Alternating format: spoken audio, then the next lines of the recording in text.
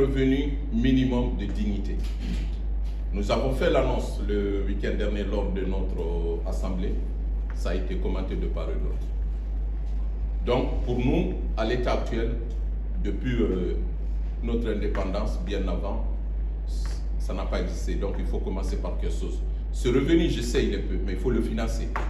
Donc, pour le moment, avec nos études, nos économistes qui nous accompagnent, nos experts, nous sommes partis pour la modeste somme de 500 000 francs guinéens par famille modeste, qui, bien sûr, sera financé très simplement, comme d'autres pays l'ont fait. On le financera et toutes ces mesures sont déjà prêtes. Le financement, ce qu'on va faire, ça commencera par un effort national et on ira par la suite voir les bailleurs, les investisseurs. Si vous voulez qu'on vous écoute, si vous, en bon chef de famille, d'abord vous faites ce que vous avez à faire pour votre famille et vous appelez les autres au secours. Donc là, comme je vous dis, le revenu minimum sera financé en sa partie 60%, pour ne pas dire 80% par l'effort guinéen. Ouais, c'est de l'effort qu'on va demander au plus fort, au plus aisé d'entre nous. Notre but, c'est de faire l'équité sociale. L'équité sociale. Aujourd'hui, il y en a des Guinéens qui dorment très bien dans des salles climatisées, dans des buildings. À côté, vous avez des enfants qui ne vont pas à l'école, qui ne peuvent pas se soigner, qui n'ont rien, qui sont abandonnés. Donc aujourd'hui, c'est d'essayer au moins de donner la solution à chaque famille, d'avoir au moins ce montant symbolique. S'il faut l'améliorer, on en parlera. On parlera des contextes et tout ce qu'il faut. On verra ce qui est possible. Mais il ne s'agit pas d'avancer des chiffres, il faut aussi des mesures de réalisation. Aujourd'hui, à date d'aujourd'hui, ce que je peux vous dire, notre politique concernera 3 millions de familles. Dans les 3 millions de familles aujourd'hui, ce que nous pouvons faire avec nos sources de financement, c'est 500 000 francs. Les sources de financement seront détaillées plus tard dans les mois, dans les jours à venir. Nous croyons en cette jeunesse. C'est pour ça que nous voulons lutter une lutte sans faille contre la fiscalité. C'est-à-dire chacun payera à la hauteur de ses moyens. Ce n'est pas de faire la guerre contre les riches. Je ne me considère pas comme étant pauvre parmi les Guinéens. Chacun paiera l'effort. Tous ceux qui sont là, je pense qu'ils ont un certain statut. Chacun paiera l'effort. Commencez par tous ceux qui sont là, commencez par moi-même. Donc, nous ne faisons pas de guerre. Nous voulons juste de l'équité sociale.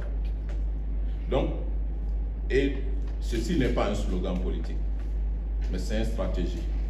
Nous mettrons en place, dès notre arrivée au pouvoir, dans les premières années, une banque de l'entrepreneuriat des jeunes de Guinée. Une banque de l'entrepreneuriat des jeunes de Guinée. Un instrument financier qui aura pour objectif la création de 10 000 entreprises par an. Parce que nous croyons à l'entrepreneuriat.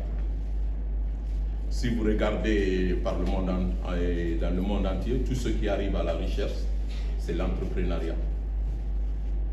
Donc, ce parti croit à l'entrepreneuriat, à sa jeunesse. On mettra des compétences, on fera des audits, on fera des accompagnements. On a des entrepreneurs qui ont reçu dans ce pays. On leur demandera de partager leur expérience. On imposera des quotas à chaque entreprise pour prendre des jeunes qu'on appelle dans d'autres pays, dans des contrats d'alternance, en allant vers